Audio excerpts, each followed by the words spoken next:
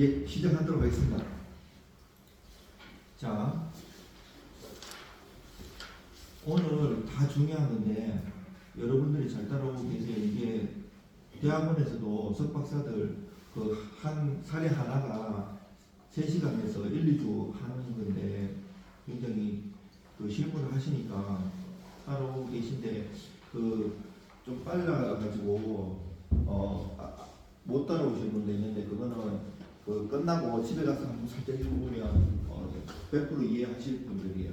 그래서 오늘 진짜 중요한 거예요. 이게 아는 만큼 사고도 예방되고 돈도 벌 수 있는 내용이에요. 이게 잘 핸들링하는 게 중요한데 유도리 있게 이게 법으로 안 가고 내용 증명이든 유도리 있게 해결하면 제일 좋고요. 혹시 법으로 가도 쫄지 마시고 그 법이나 이런 게 이렇게 돼 있어도 내가 공격하는 입장이든 소비하는 입장이든 원고든 피고든 보고 끝까지 최선을 다하면 중간에 조정도 하고 합의도 하고 이러기 때문에 내가 어느 편에 속했는가에 따라서 최선을 다하면 돼. 법은 절대로 무 자르듯이 뭐 일도 양당적으로 A는 B다 식으로 안 나오면 최선을 다해보면 정성이 그래서 소송의 정성이라는 얘기가 있어요. 정성을 다하면 판사님도 알아요. 그 정말 끝까지 변론을 종결하면 사실 준비서면은 못 내잖아요. 참고서면은 내는 옛날에는 판사만 보셨는데 상대방한테도 보내주는데 그 사실은 며칠 전에 다 이렇게 판결을 쓰지만 그 정성으로 끝까지 전날까지 보내고 그러면 질사건도 소송 비용이 또 이렇게 패소자 원칙이거든요. 그 민사소송 100조 2항에 보면 근데 각자 부담으로 하는 경우도 있고 사람이 하는 거기 때문에 달라져요. 최선을 다하는 게 중요해요. 오늘 보시는 것도 다른 것보다는 깊이 있게 어느 책보다도 깊이 있는 내용이고 깊이 있는 내용을 썼지만 이게 끝나는 게 아니고 제 강의하는 원래는 2단계, 3단계 있는데 이것조차도 이거를 전문으로 안 하시는 변호사님은 어려워하시거든요. 이 굉장히 어려운 내용이 진짜예요. 이해 안 되시더라도 상관없이 그게 정상이 이어서 바로 이해되시면 대한민국 0.1% 안에 드는 판사님보다 뛰어나신 분들이 이해 100% 이해 못한다고 자기가 가지실 필요 없어요. 사실 계속 봐야 돼요. 자, 요거를 자 매도인 갑과 매수인 을 사이에 부동산 매매 계약이 체결됐어요. 자, 저기요, 그대로 한번 볼까요? 매도인 갑과 매수인 월 이걸 그림을 그리는 게 중요해요. 내가 자 그런데 중도금 얘기가 나오잖아요. 여기 보면 잔금이나 여기는 잔금액이고 특이하게 잔금액이고 중도금이잖아요. 대원칙 이거예요. 대원칙. 자 기초가 중요하다고 했잖아요. 공부는 다 기초가 중요해요. 공부를 다 잘하신 분들일 거예요. 자, 중도금, 잔금 있어요. 대원칙은 이렇게 하는데 선의행이 있고 동시행이 있어요. 자, 중도금은 선의행이에요, 동시행이에요. 여기서 어떤 게 선의행이고 어떤 게 동시행이에요? 잔금. 그렇죠. 잔금 동시행이고 중도금 선의행이잖아요. 이거 머릿속에 여기서부터 파생되어 나가는 거예요. 자, 여러분들이 준비를 했어요. 대부분 이런 업무가 많아요. 근데 임차인이 사망했다고. 그래갖고 임대인이 부동산한테 전화 많이 하길래 사장님 저한테 전화 오세요. 자, 사망했어요. 사망하면 그 상속인이라고 사람이 나타나요. 전화도 와요. 주인한테 돈 내놓으라고 보증금 2억, 3억, 10억도 있고 많잖아요. 월세를 해도 보증금 끼잖아요. 자, 이때 임차보증금 그 주장하는 사람도 주면 되죠. 예? 그럼 끝이죠. 아니요. 큰일 나요. 진짜 착한 사람이 얘기했는데 나중에 이중 변제를 해야 돼요. 왜냐면 이렇게 왔을 때는 유튜브 김철중 임차보증 임차인 사망 변제공탁 변제공탁을 해야 돼요. 변제공탁 공탁에는 5가지가 있어요. 변제공탁, 집행공탁, 담보공탁을 보전공탁이라고 해요. 그러고 이건 담보보증이라고 했잖아요. 보증하는 거고 보관공탁이 있어요. 뭐 열쇠 같은 거, 반지 같은 거. 그리고 몰치공탁이 있어요. 공탁이 한꺼번에 들어가는 걸 혼합공탁이라고 하는데 사람들이 이 5가지만 생각해요. 어설프게 공부하는 10년, 20년 한 사람들 법무사, 변호사 해도 자기가 실무를 깊이 있게 연구를 안 하면 이렇게 가요. 혼합공탁이 있기 때문에 항상 같이 들어가요. 사안을 있잖아요. 손님이 하고 변조공탁 해도 다른 공탁이 없는 걸 항상 생각해야 돼. 이 손님이 업도 마찬가지예요. 내가 한번 도와준 사람이 나중에 또 오게끔 하는 게 그 당구를 많이 만드는 게 나중에 이 사람 몇 명에서 먹고 사는 거예요. 계속 이렇게 놓치고 이러면 내 손님이었으면 그 업이 힘들어지는 거거든요. 그때 하는 게 이 변제공탁이라고 했잖아요. 변제공탁 보통 보면 어떻게 생기는가 하면 사채업자들이야. 돈을 빌려줘요. 3개월만 쓴다고 하고 1억 갚으러 갔어요. 그 사채업자 문 닫아요. 아니면 아이고 갚으러 왔네 하고 이래요. 작가로 틀어 도망가요. 그날 문 닫고. 그럼 내가 갚으라 그래도 안 갚았기 때문에 이자율이 1000%, 2000% 이래야 되는 거예요. 그때 빨리 변제공탁을 하는 거예요. 변제공탁을 하면 이 납입을 함으로써 변제한 효과가 있어요. 민법에. 그래갖고 그 특별법, 원래 변제 민법에 실무법의 기초가 있고 그 다음에 공탁법이라는 게 있어요. 48개의 조문이 있는데 이 변제공탁을 하는데 변제공탁 안에서도 형사공탁도 이 변제공탁 중에 하나예요. 내가 사고를 쳤어요. 사고를 쳤는데 옛날에는 피해자 인적사항을 모르고 그러니까 변제공탁은 정확하게 주소, 주민번호를 알아야지 입력이 되거든요. 근데 모르면 하고 싶어도 못해요. 합의를 안 해주면. 그런데 법이 어떻게 2023년에 바뀌는가 하면 그 형사 사건 있잖아요. 사건 번호를 입력을 해도 이제는 할 수가 있게 돼 있어요. 자, 왜 이 얘기하면 동시행해? 여기에 보면 쓰게 돼 있는데 뭔가 하면 내가 동시행이든 선의, 특히 동시행 같은 경우는 뭐 내가 만약에 아까 임차인이 죽었어요. 돈 줬는데 피공탁자를 지정하면 얘들이 찾아가면 끝이거든요. 근데 명도를 안 해준다든지 뭐가 있을 거 아니에요. 내가 요구하는 게 없이 집도 안 구해주고 야는 받아가고 물건 죽은 거 있으면 내가 처치도 못하고 고생이란 말이에요. 그런 걸 써놔야 돼요. 만약 형사공탁이다. 근데 했는데 이거를 여기는 어떻게 제한이 걸리는가? 제한이 있고 또 담보를 하는 게 있는데 제한은 뭔가 형사공탁인데 해놓고 판사님이 약하게 때렸어. 실형 받아야 되는데 집행유예 때렸어요. 근데 돈 바로 회수해버리면 공탁하고 찾는 걸 회수라고 하고 이 피공탁자가 가져가는 걸 출급이라고 하는데 공탁마다 출급이나 회수가 같이 있는 게 있고 없는 게 있어요. 또 돈으로만 공탁해야 되는 게 있고 담보로 하는 게 있고 다 달라요. 자, 내가 이거 진짜 중요한데 가압류하고 가처분을 사람들이 실무에서 혼동을 해요. 내가 이러한 사안이에요. 자, 집을 내가 매수를 하려고 했는데 잔금을 다 줬는데 등기를 안 넘겨요. 네? 그래서 사람들이 여기 처분금지 가처분을 하거든요. 이거 팔아먹을까봐 여기 가처분금지 가처분하면 돼요, 안 돼요? 여기 가처분해야 돼요, 가압류해야 돼요? 가압류 한다고 하는 사람 손 들어봐요. 가처분해야 된다는 사람. 그러면 아무것도 안 돼요. 의사표시를 틀려도 괜찮아요. 틀리는 거 많이 틀릴수록 틀리기를 많이 할수록 기억이 많이 남아요.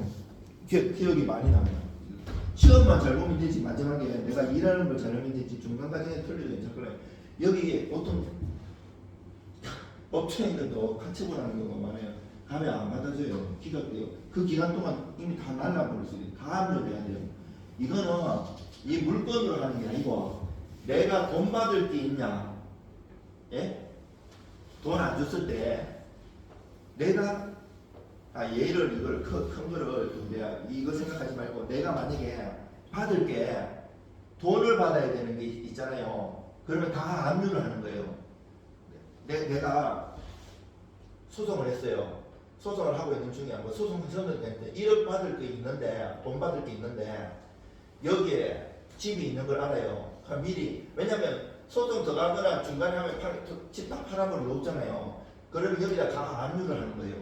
근데 내가 만약에 돈 이외의 거, 만약에 내가 요번에 그 협회장 선거 나왔어요. 여기 그 부동산 협회장 선거에 나왔는데 내가 이 사람이 야하고 분쟁이 있고 아니면 선거에서 내가 유리하게 대한 내가 부정을 저지르고 임시지위를 못하게 하려고 하면 이거는 돈이 아니잖아요. 그냥 다 처분인 거예요. 이게 쉬운 것 같아도 법률가를 앞에 놓고 해도 온다는 얘기 많이 해요. 진짜 모르기 때문에 이렇게 얘기하는 거 선생님도 사실 다 알긴데 들어준다는 걸 생각하고 있어요. 자, 여기서 기초적으로 나가는 건데 여기서 보시면 자 이거 적으세요. 적는 게 더 빨라요. 뒤에 가면 이해는 되지만 적고 한번 내가 설명해 줄게요. 자, 어리 잔금을 지체하고 있는 경우 어리 잔금을 지체하고 있는 경우 자 1번 잔금은 소유권 이전 등기 의무와 동시이행관계 자, 동시이행관계 잔금 동시이행관계 2번 그래서 갑은 이행 제공 더하기 상당한 기간 지금 잔금하는 거예요. 잔금 동시행관계라서 이행 제공 더하기 상당한 기간 더하기 이행 최고 후 불이행 있으면 해제가 가능해요. 요거하고 좀 다른 건데 사람들이 헷갈려하는 거 있는데 지금 쓰면 다 헷갈리거든요. 일단 요거 해주고 할게요. 이게 하나 적으세요. 적는 것보다 좋은 거 아니에요. 변호사나 법무사도 다 적어요. 사실은 저도 적고 계속 리마인드 헷갈리걸랑이 이게 법으로 아는 거하고 실무 딱 있으면 당황하게 돼요. 그러면 하나하나 원칙 이게 지금 잔금 문제지. 잔금은 동시이행이야.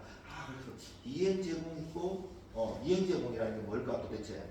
이것만 해도 판례가 수백 개가 넘는데 내가 잘 정리를 해놨어요. 자, 이행 제공 잡아봐요. 이게 이행 제공 되는 건가? 내가 중개사 사무실이에요. 중개사 사무실. 잔금을 오늘 받기로 했어요. 오늘 받기로 했어요. 오늘이 2025년 12월 무슨 날이라고 쳐요? 자, 28일이에요. 29일날 내일 하기로 했어요. 내일인데 오늘 이 가정을 29일날 월요일로 해요. 내가 이제 매수인 잔금 가지러 오기로 하고 매도인이 왔어요. 야가 이행 제공이라고 하면 어느 정도까지 해야 되겠어요? 자, 이거 정확하게 아는 사람? 네? 네?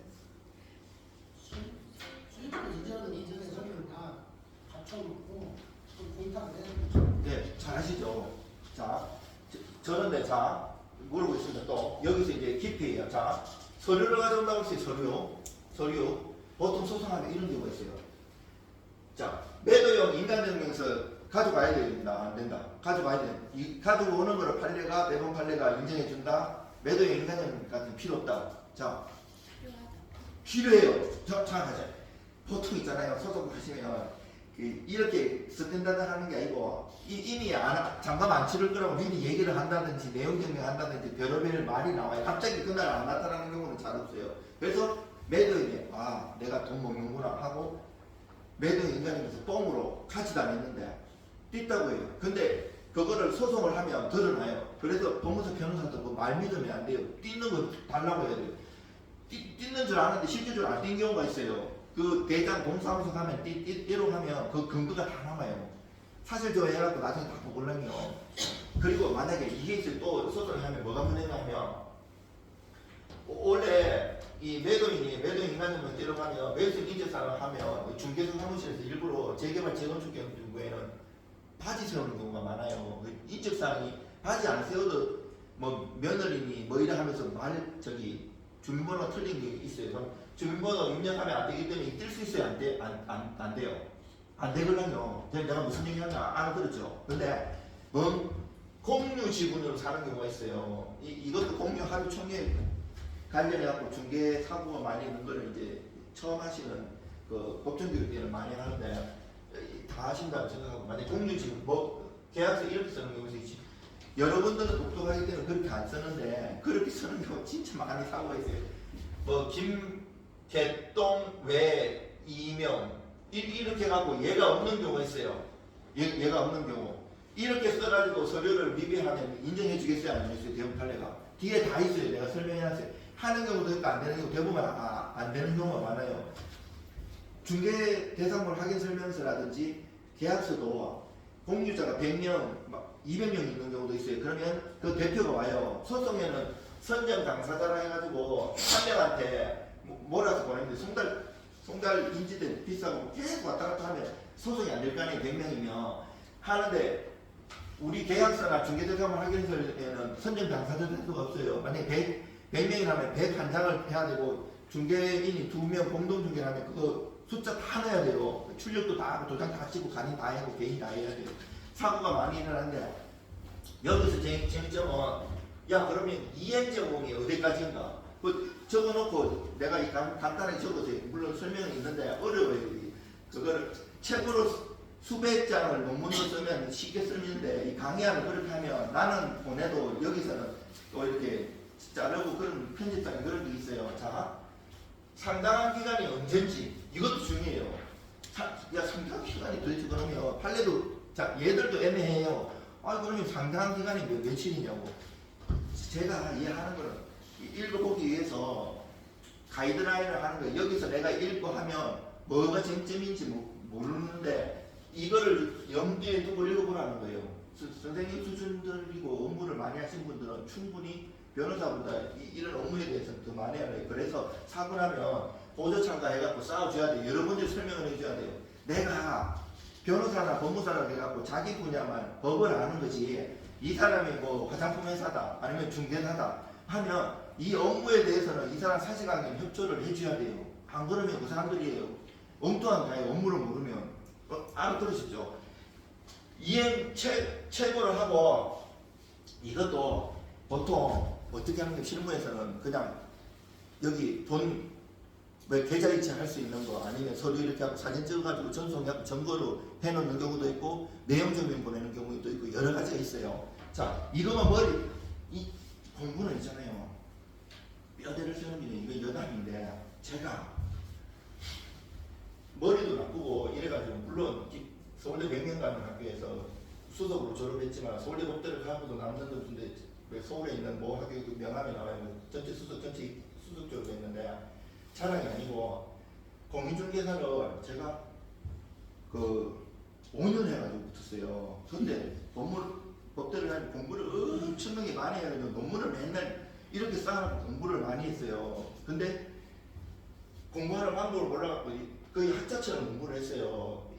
이렇게 하니까 능률이 안 오더라고요. 그래서 행정사나 법무사는 행정사는 한 달 공부를 했고 법무사는 6개월에 동차 사석으로 합격했어요. 이게 자랑이 아니고 공부 요령이 중요하거든요. 뼈대를 잡고 핵심을 잡는 거. 그 공부 방법 그 이후에 터득하고는 무슨 시험을 봐도 다 동차를 했어요. 내가 자격증이 한 20개 정도 되는 다 동차로 뭐 3일 공부하고 이렇게 다 합격했어요. 그런데 공인중개사는 저 5년 공부했다 그랬잖아요. 그 뻥이 아니고 진짜 공부를 막 오랫동안 많이 했어요. 모든 과목당 무슨 시험이든지 이게 통해요. 5장으로 정리할 수 있으면 할게요. 짧게 공부해야 돼요. 공부를 하루 책을 많이 양을 많이 늘리면 옛날 떨어지고 책을 많이 쌓아놓고 하면 머리가 분산돼 가지고 무슨 말 하는지는 몰라요. 그럼 안 되고 계속 정리를 해야 돼요. 양을 줄이고 수천 번 반복하는 사람이 이기는 거예요. 그러니까 이게 핵심 이렇게 해놓으면 이 머릿속에 있기 때문에 동시행이 장소는 동시행이고 이행 제공하고 상당기간 하면 모든 판례를 다 외우고 지금 이 사안은 상당 기간에 해당되는 판례인데 여기서 열어보는 거야. 이렇게 걸어다니면서 A4M 조금씩 하면 떨어질 시험이 없어요. 제가 이렇게 해갖고 전체 차석으로 공사 붙은 거예요. 행정사도 한 달 하면 충분한데 여러분들을 합격할 정도이기 때문에 공부를 하세요. 지금 권리금 때문에 많이 많잖아요. 시간 나시기 때문에 이때 공부 조금 하시면 되기 때문에 계속 평생 공부하는 거예요. 계속 공부하시면 돼요. 그리고 이런 뼈대를 잡는 게 중요해요. 이런 뼈대를 잡고 내용을 읽어야 돼. 책을 이런 것 없이 책을 아무리 많은 논문가 이렇게 해도 하나도 없어요. 그 다음에 2번 위 1의 경우 매매 임대계약서 특약사항에 의리 잔금 지급일까지 대금을 지급하지 못하면 자동으로 해제된다고 명시되어 있다면, 자 적으세요. 10분밖에 안 남았어요. 자 2번 말씀드릴게요. 이 조항이라는 것은 특약사항 얘기하는 거예요. 유효한 자동 해제 조항으로 유효한 자동 해제 조항으로서 이행 재고 더하기 이행 지체에 빠뜨리게 한 행위로서 자동 동시 이행 관계이므로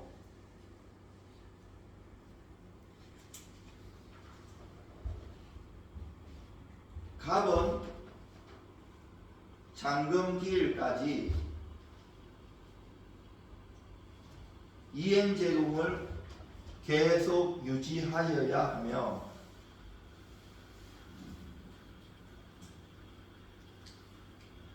예외적으로 특별한 사정이 있는 경우 서류 준비 여부 묻지 않고 자동 해제 인정. 자, 그래서 물어볼게요. 요거 이렇게 했는데, 그러면 그래서 판례가 이게 방금 말한 게 대법원 판례거든요. 그러면 단순한 잔금 미지급만으로 자동 해제가 돼야 안 돼요? 안 돼요. 보통은 실무에서 야 너 잔금 안 됐으니까 그냥 뭐 멀치니 뭐 먹으니 뭐 엉뚱한 얘기 하는데, 대법원 판례에서는 최소한 요건을 이렇게 하고 네가 할 거 하고 하라는 거예요. 그래서 보통 보면 나 다 했다고 뻥치는 경우가 있어요. 그거를 중개사님이든 법무사든 변호사든 믿으면 안 된다는 거예요. 서류 있으면 서류 가져보라고. 내 눈으로 확인 안 하면 이 사람은 손님은 항상 다 얘기를 안 해요. 자기 얘기를 소송하다 보면 나중에 터져요. 왜냐하면 상대도 바보가 아니기 때문에 사실 조회를 해보고 그 다 끌어보고 몰라요. 무조건 배액상환이나 이런 거 뭐 이렇게 하면 야 너 계약금 떼보고 이거 안 해요. 이것도 깊이 들어가면 다 있을 때 또 얘기해 줄게요. 여기까지 따랐죠? 일단 다 이해하셨을 거라고 믿고, 이해 안 되시더라도 적어놓고 제가 뒤에 써놓은 거 보면 이해되시고, 나중에 이해 안 되면 메일이든 카톡이든 보내시면 제가 설명해 드릴게요. 그리고 유튜브에 다 올라가 있는 내용이에요 사실은. 그리고 3번 어리 중도금을 지체하고 있는 경우. 자, 제가 지금 5분 남았기 때문에 답 적으세요. 그리고 내가 맨날 1년 365일 법무사 사무실 다른 사무실 별도로 연구실에서 있으니까 오늘 저는 일정도 없어요. 여기 남아서 공부 저하고 같이 공부하고 싶으시면 이제 반주들 해드리니까 여기 앉아 계셔도요. 그 적시해제 불가. 3번 답이 적시해제 불가. 왜냐하면 상당한 기간 정해서 최고 후에도 불이행이 있으면 해제 가능해요. 자, 뭐든지 아니 너 중도금 안 줬으니까 내가 떼먹어 이거 아니라고 했죠. 상당한 기간 최고 해야 돼요. 다만 이런 경우 있어요. 실무에서 이거 판례도 인정해서 예외적으로 이행 거절 의사가 을이 너무 명백해요. 그러면 뭘 생각하면 돼요? 최고를 생각하면 돼요. 어차피 최고라는 것은 내가 이렇게 한데 이렇게 하는 거기 때문에 얘가 나 안 한다고 이행 거절을 명백했으면 안 해도 돼요. 그리고 그래서 실무에서는 이렇게 판례가 예외적으로 했어도 하는 게 나아요. 왜냐하면 형식상이라도 증거를 만들어놔야지. 나중에 내가 언제 명백하게 나한테 거절을 얘기를 했어. 그냥 흘러가는 말을 했어. 엉뚱한 얘기 한단 말이에요. 제 얘기 알아들으시죠? 자, 마지막 4번 이것도 중요해요. 특약을 어디에 두는가에 따라서 아까는 잔금에다 특약을 둔 거고 이건 중도금을 해서 특약을 둔 거예요. 아까는 내가 뭐라 그랬어요? 유식한 말로 이게 이제 깊이 공부하면 뭔가 하면 그 조건 성취로 자동 해제를 그런 거고요. 요거는 달라요. 유식한 말로 그 해제 조건부 약정이라고 해요. 요 지금 4번은 아까는 정지 조건부고 요거는 원래 정지 조건 해제고 기본적으로 배우는데 때문에 실무에서는 사람들이 이거는 판례가 쓴 게 아니고 내가 쓴 말인데 정치적인 해석을 다 알아도 모든 판례나 실무에서 적용을 못해요. 왜냐하면 내 체화가 안 됐기 때문에 공부가 어느 정도 깊이가 돼야 돼요. 이거는. 자, 4번 무효라 하더라도 실제로 해제 조건부 약정으로 실제로 해제 조건부 약정으로 그 특약이 잔금을 미지급하면 아니 중도금을 미지급하면 그 자체로 계약 자동해제. 자,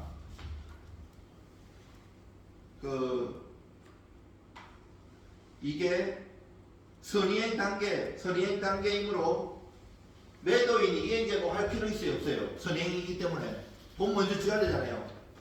안 줘도 돼요. 자, 그리고 다만 판례가 뭘 드는가 하면 신의 측에 제한 사정이 있으면 효력 제한이 가능해요.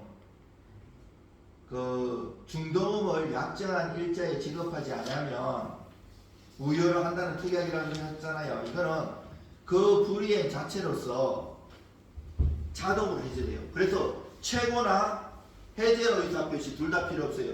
내가 뒤에 가면 칸으로 박스로 이렇게 만들어 놓은 게 그 의미예요. 이게 자세히 생각해갖고 떠올리고 벽에다 붙여놓고 사항이 있을 때마다 떠올릴 정도로 계속 반복해야 사실은 논문을 한 편을 쓸 때 석사 박사도 한지 있고 교수라도 저도 겸임 교수도 하는데 논문을 한 편을 쓰면 다른 논문을 100개를 참조하는데 그 각 한 개를 50번씩 읽으라는 논문을 저는 머리에 하고 100번 정도를 봐요. 100번을 100개를 보는 거예요. 그 정도를 읽어야지 이해가는데 사실 이거를 여러분들은 실무를 했기 때문에 80, 90% 이해하는 건데 천재의 수준인 거예요. 계속 반복하면서 봐야 돼요. 이렇게 안 하면 사고가 나요. 그 어설프게 공부해갖고 손님한테 엉뚱한 얘기하면 얘는 일부러라도 녹음을 한 다음에 나중에 소송이 잘못되면 네가 그렇게 상담했잖아 해갖고 소송이 들어요. 부상금 소송 오면 대법원 판례가 30%나 40%는 책임 있다고 해버린다니까요. 그래서 많이 조심해야 돼요. 나도 녹음했지만 상대방도 녹음한다는 생각을 가져야 돼요. 여러분들 너무 이렇게 우수한 분들 만나서 너무 반갑고요. 스스로에게 박수를 한번 쳐줍시다. 평안한 오후 되십시오. 그리고 진짜로 농담에 남아있는 것 갖고 이렇게 하면 강의하는 게 되게 좋아해요. 또 앉아 계셔도 괜찮아요. 이 상당한 비밀이라는 게 보통 상당한 예, 상당한 비밀. 보통 얼마 정도? 되게 중요한 일이었어요. 그래서 상당한 이 기간이 보통 보면 법에서는 적시도 있고 지체 없이는 이것도 적시나 지체 없이도 다른 말이 일어나요. 판례가 상당한 기간이 그러면 언제인데 이래서 싸우는 거예요. 그래서 내가 그랬잖아요. 내가 유리하게 주장을 하면서 싸워야 되는 거예요. 그거는 왜냐하면 나는 이 상당한 기간을 그래서 얘기하는 거예요. 판례가 이래도 보고 저래도 보잖아요. 명확하게 막 하루냐 이틀이냐 이게 아니에요. 그래서 내가 그거 가지고 내가 유리하게 나는 이거를 상당한 기간으로 했기 때문에 이렇게 이 정도로 해갖고 이렇게 주장하는 거 반대쪽에서는 야 그게 뭔 상당한 기간이야 이렇게 해서 계속 승리가 일어나는 거예요. 이거는 명확하게 내가 여기서 하루나 이틀이라는 그 사기꾼인 거예요. 보통 있잖아요. 상담을 하실 때 얘가 너무 명확하게 확답을 이길 수 있습니다. 이건 사기꾼이. 그래서 법무법인 앞에 서초동 가면 다 티켓 들고 돈 내놓으라고 하는 거예요. 그 사람도 녹음을 하고 있거든요. 그렇게 얘기하면 안 돼요. 왜냐하면 법이라는 거는 내가 속으로는 차용증 갖고 손님 이러고 100% 이기니까 해달라고 대신 비용이 싸게 하는데 딴 데 가라고 그래요. 나는 차용증 있어도 지는 경우가 대부분 많아요. 왜냐하면 법에서는 돈 빌리서도 소멸시효라는 제도도 있고 차용증 있지만 실질적으로는 갚은 경우도 있고 얘가 거짓말하는 경우 되게 많거든요. 그래서 항상 조심해야 돼요. 질문하시기 굉장히 예리한데 내가 제대로 전달했는 것 같아요. 감사합니다. 혹시 명함 가져가실 분들 가져가시면 돼요. 감사합니다.